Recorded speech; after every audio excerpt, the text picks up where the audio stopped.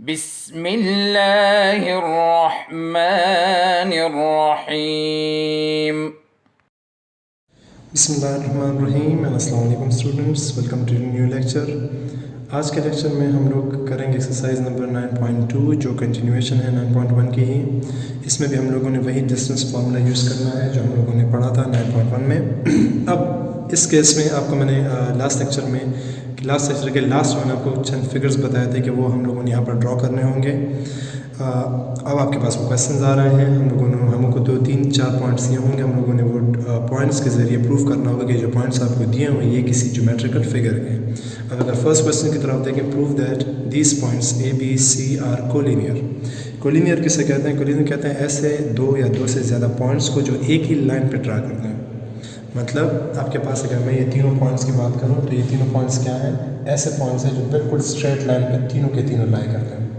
इस तरह 3 है, 4 है, जितने भी हैं ये 4 पॉइंट्स क्या कहलाएंगे? ये चारों के चारों पॉइंट्स कोलिनियर कहलाएंगे क्योंकि एक स्ट्रेट लाइन पे ये चारों पॉइंट्स लाई करते हैं।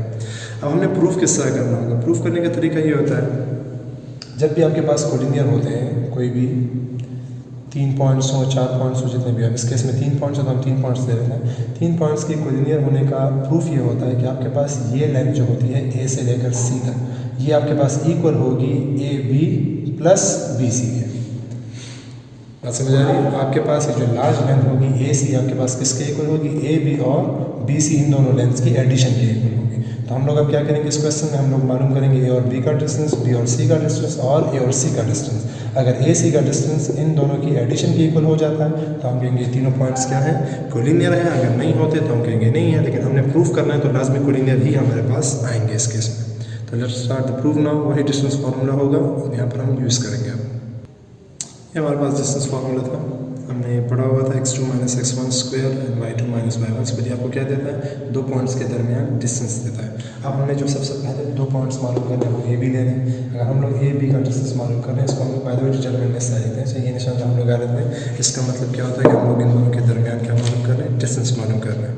अब ए और बी का हमने डिस्टेंस मालूम करना है। ए और बी का डिस्टेंस मालूम करने के लिए देख लें, जो पहले लिया है ये आपके पास x1 है, y1 होगा, जो दूसरा है इसकी वैल्यूज़ को आप लोग फिर x2 y2 कहेंगे। तो हमने क्या करना है? x2 से x1 माइनस करना है, तो 1 से -4 क्या कर लेंगे हम लोग? माइनस कर लेंगे।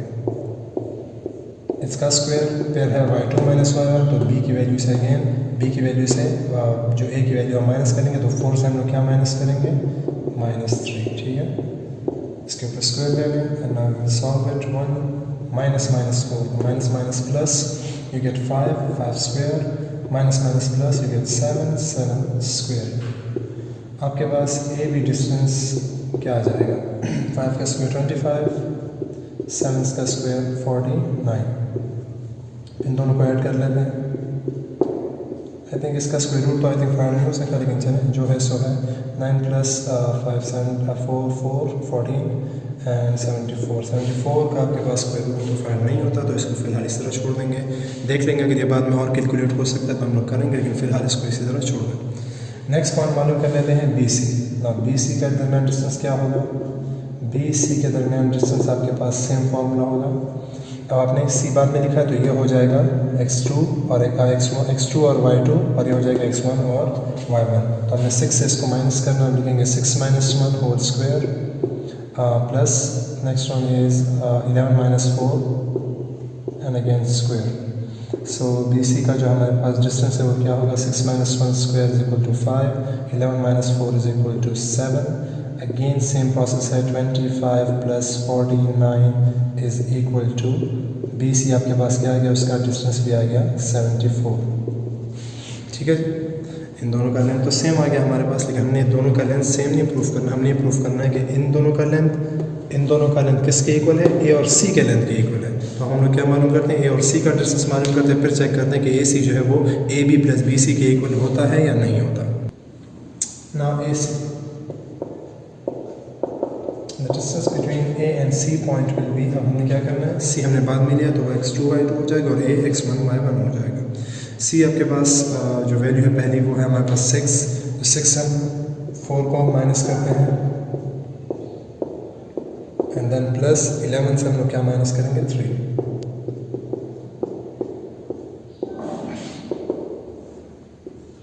माइनस माइनस प्लस, 6 + 4 हमारे पास आ जाएगा 10 स्क्वायर, और यहाँ पर आ जाएगा minus minus again plus, 11 + 3 = 14 square.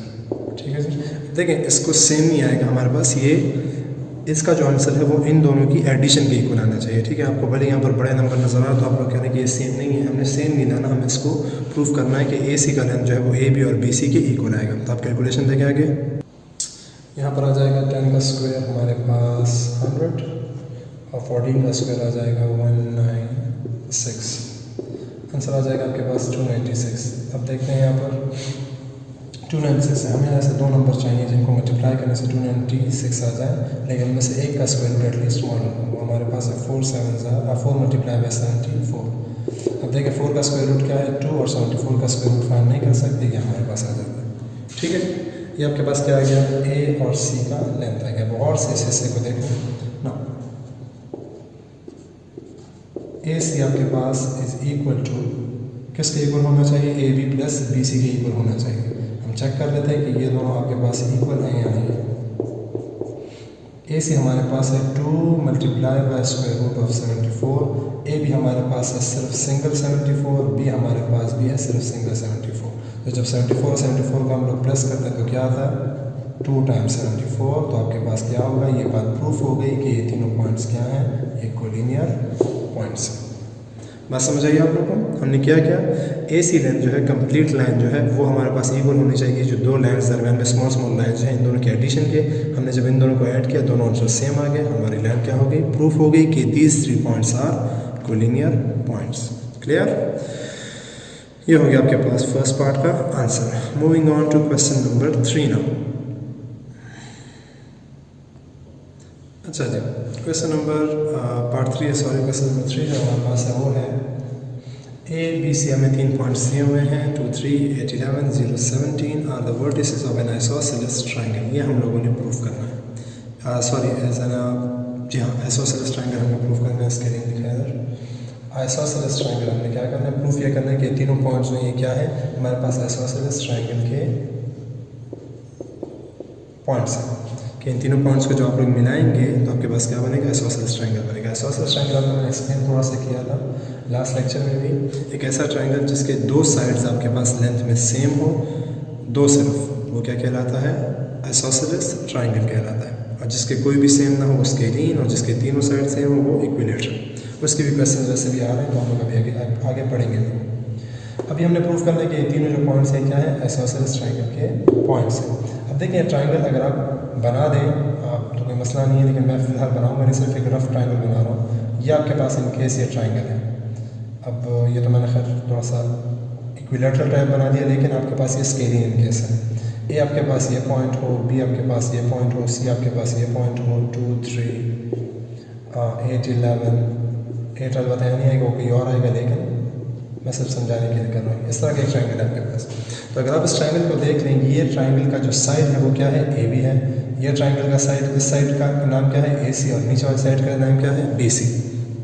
अब हमने प्रूफ किस तरह करने के आइसोसेलेस ट्रायंगल है, हम ये करेंगे कि ए बी का डिस्टेंस मालूम करेंगे, ए सी का डिस्टेंस मालूम करेंगे और बी सी का मालूम करेंगे। फिर आप देखेंगे कि इनमें से कोई से दो साइड्स जो है उनका लेंथ आपस में इक्वल है या नहीं। अगर आप ए बी, ए सी और बी सी मालूम कर ले तो उसमें से इन केस ए बी और बी सी आपके पास लेंथ में सेम आ जाते हैं और ए सी सेम नहीं आता, तो आप क्या कहेंगे कि यहाँ पर आपके पास इस ट्रायंगल के दो साइड्स जो है उनका लेंथ सेम हो गया है, तो ये कौन सा ट्रायंगल है, आइसोसेलेस ट्रायंगल क्रिएट हो गया है। अगर नहीं होता, तीनों सेम नहीं होते, तो फिर तो आपके पास स्केलियन ट्रायंगल है। और अगर ये तीनों सेम हो जाते हैं इनकेस, तो फिर भी आइसोसेलेस नहीं, तो फिर ये क्या बन जाएगा, इक्विलेटरल ट्रायंगल बन जाएगा। तो हम लोगों ने क्या करना है, तीनों साइड का डिस्टेंस मालूम करना है एंड देन यू चेक कि इसमें आपके पास दो साइड्स हैं वो लेंथ में इक्वल हैं या नहीं है। ठीक है जी, सिंपल सा फार्मूला है, डिस्टेंस फार्मूला यूज़ करेंगे ए बी पे, बी सी पे, और फिर कौन सा रह गया, बी सी, ए बी और ए सी। ये तीनों पार्ट फाइंड करेंगे और चेक करेंगे कि आपके पास तीनों साइड्स में से दो साइड्स इक्वल होते हैं या नहीं होते। अच्छा जी, आ जाते हैं हम लोग ए बी पॉइंट की तरफ। सबसे पहले ए बी मालूम करते हैं। ए बी क्या है हमारे पास, ये आपके पास हो जाएगा x2/2, ये हो जाएगा x1/1, 8 - 2 लिखेंगे with whole square, addition of 11 - 3 and again square. 8 - 2 you get 6 square and 11 - 3 हमारे पास आ जाता है 8 का स्क्वायर। यहाँ जाएगा आपके पास 36, यहाँ आ जाएगा हमारे पास 64। ठीक है जी। ए भी आपके पास क्या आ जाता है 36 + 64 हमारे पास 100 आ जाएगा, और 100 का स्क्वायर रूट क्या होता है। अब देखिए ये डिस्टेंस है, 100 का हमेशा स्क्वायर रूट जो होता है वो +-10 में आता है, लेकिन हमारे पास चूँकि डिस्टेंस है, डिस्टेंस आपके पास नेगेटिव हो नहीं सकता, तो हम लोग क्या लिखेंगे, ए बी का लेंथ सिर्फ पॉजिटिव में लिखेंगे विच इज़ 10।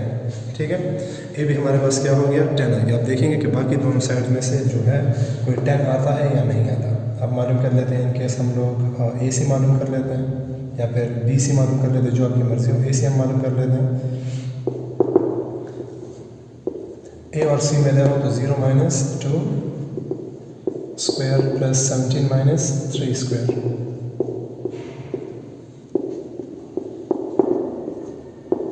-2 आपके पास -2 का स्क्वायर आ जाएगा, और यहाँ पर आ जाएगा हमारे पास 14 का स्क्वायर। 17 - 3, हाँ सही है। 2 - 2 का स्क्वायर हमारे पास 4 एंड 14 का स्क्वायर 196 आई थिंक आया था अभी, इससे पहले क्वेश्चन हमने किया 196। 4 - 196, ये तो नेगेटिव नंबर आ रहा है, तो प्रॉब्लम क्रिएट, अच्छा ये प्लस है, सॉरी 196 और इसको प्लस करेंगे 200 आ जाएगा, यहाँ पर प्लस था, ठीक है। 196 नेगेटिव नंबर बनता है, फिर आयोटा बनता है, इमेजनरी नंबर बनता है, तो फिर इम्पॉसिबल है। यहाँ पर हम लोग ऐसे दो नंबर लेंगे जिनको मल्टीप्लाई करने से आपके पास 200 आ जाए, और उसमें से एक का स्क्वायर रूट आपको ऑलरेडी मालूम हो, तो आंसर क्या आ जाएगा, 100 का स्क्वायर रूट बाहर आ जाएगा, 2 अंदर आ जाएगा। सेम नहीं है, ठीक है जी। ये साइड और ये साइड तो सेम, लेकिन स्टिल हमारे पास एक साइड अभी भी बाकी है। हम लोग वो चेक करेंगे बी सी से जो है लेंथ क्या आता है, या वो इसके इक्वल आएगा या वो इसके इक्वल आएगा। इक्वल तो लाजमी आएगा, इन दोनों में से किसी एक के इक्वल आ जाएगा, दो साइड्स हमारे पास इक्वल हो जाएंगे, और ये आइसोसेलेस ट्रायंगल क्रिएट हो जाएगा। ठीक है, फिलहाल ए बी और ए सी तो सेम नहीं है। हम चेक करते हैं कि बी सी का लेंथ जो है वो किसके इक्वल आता है। बी सी लेंथ हम चेक कर लेते हैं। बी सी हमारे पास आ जाएगा 8 - 2, सॉरी बी और सी है 0 माइनस, बी एंड सी हमारे पास, तो ये हो जाएगा 0 - 8, और फिर हो जाएगा हमारे पास 17 - 11।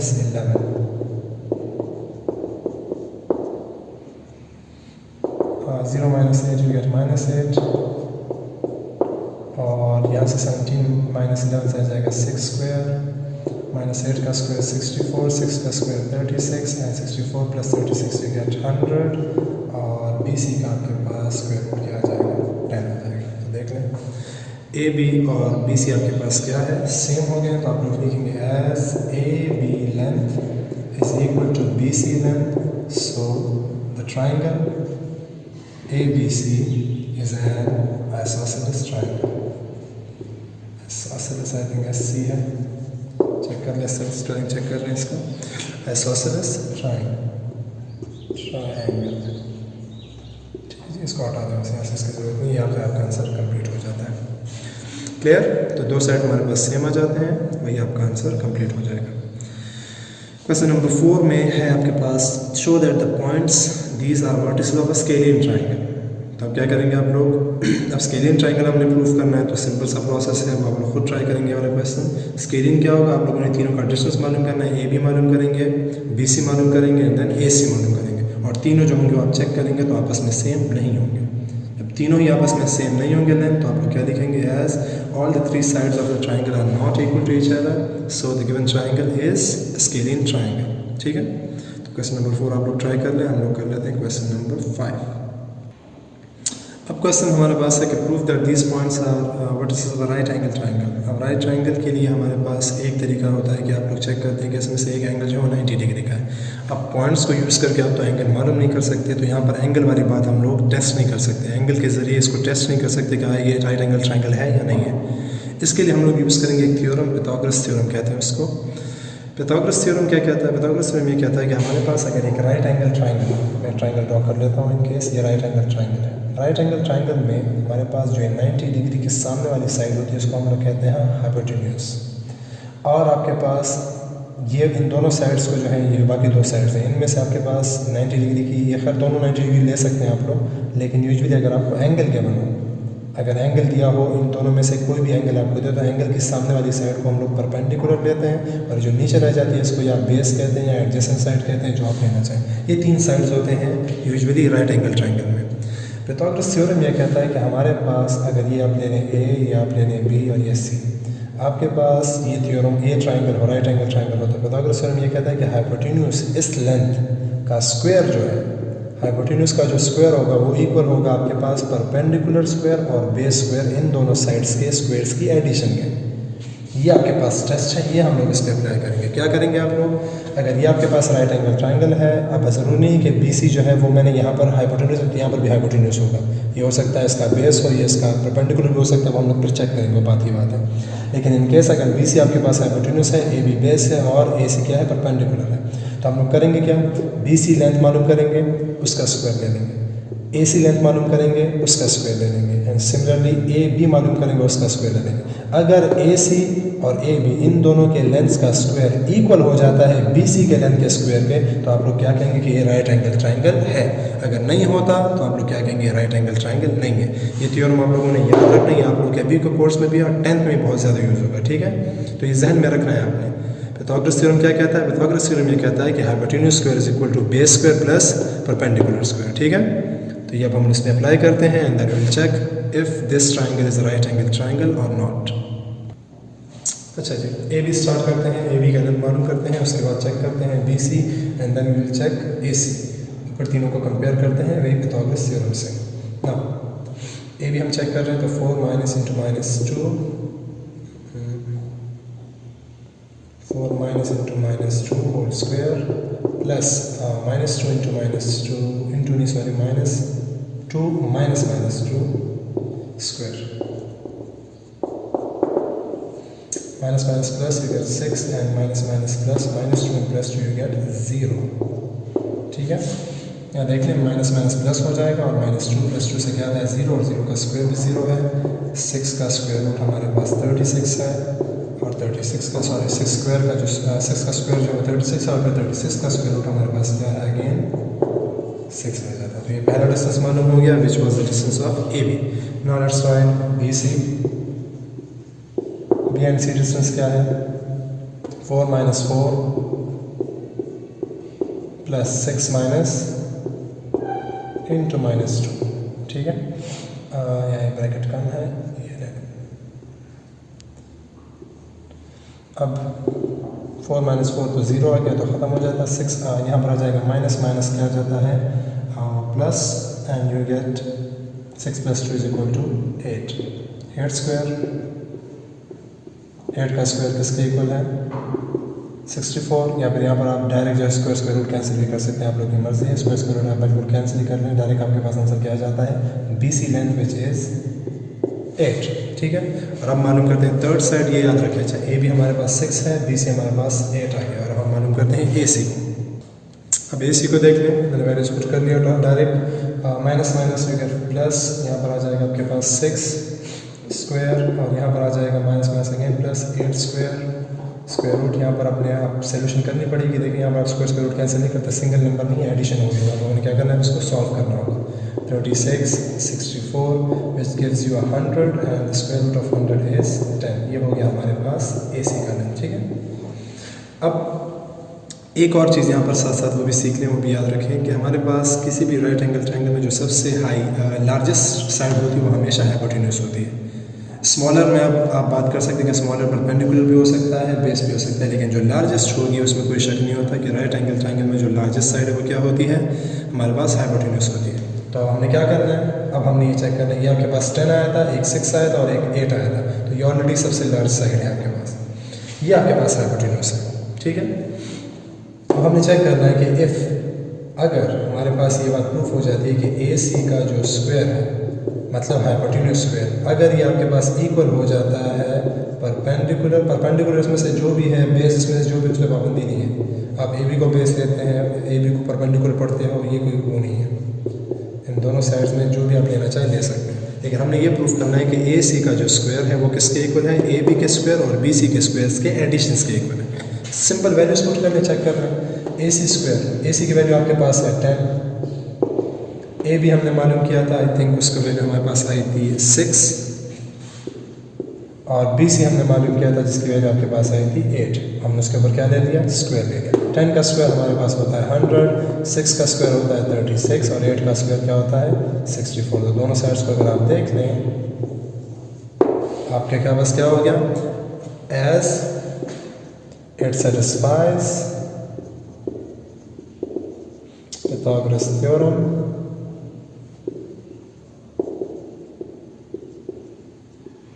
so a triangle ABC is a right angle triangle या फिर सिर्फ राइट ट्राइंगल। ठीक है जी, ये आपके पास टेस्ट है फॉर चेकिंग एनी चेकिंग के आपके पास कोई ट्राइंगल जो है वो राइट एंगल ट्राइंगल है या फिर नहीं है। एक क्वेश्चन और भी है राइट एंगल ट्राइंगल का, वो है आपके पास क्वेश्चन नंबर 9। तो आप लोगों ने खुद ट्राई करना है। ये जो बाकी के 6, 7, 8 और 10 पार्ट है ये इंशाल्लाह फिर करेंगे नेक्स्ट लेक्चर में। ठीक है, तब तक के लिए मुझे दे इजाज़त, अल्लाह हाफ़िज़। अल्लाहुम्मा अंफ़अना बिमा अल्लमतना वअल्लिमना मा यंफ़अुना वज़िदना इल्मा।